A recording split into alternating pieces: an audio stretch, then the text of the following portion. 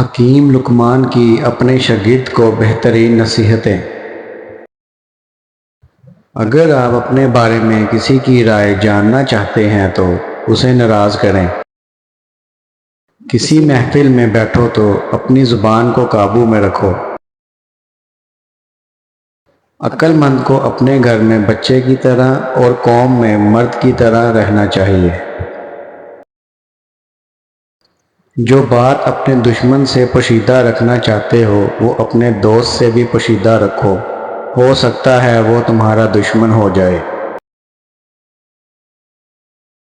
جہاں تک ہو سکے لوگوں سے دور رہنا، تمہارا دل سلامت اور نفس پاکیزہ رہے گا۔ نافہم عورتوں پر کبھی یقین مت کرنا۔ بے وقوفوں سے دوستی مت کرنا کیونکہ یہ مشکل وقت میں تمہاری مشکلوں میں اضافہ کر دیں گے۔ میں نے اپنی زندگی میں لوہا اور پتھر اٹھائے لیکن قرض جیسی بوجھل چیز کبھی نہیں اٹھائی، اسی لیے جتنا ہو سکے قرض سے بچنا۔ آپ کو آپ سے بہتر کوئی نہیں سمجھ سکتا، لیکن کوئی اگر کوشش کرے تو یقیناً وہ آپ سے محبت کرتا ہے۔ عبادت کے وقت اپنے دل پر قابو رکھنا، دسترخواں پر بیٹھو تو اپنے پیٹ پر قابو رکھنا، کسی کے گھر جاؤ تو اپنی آنکھوں پر قابو رکھنا۔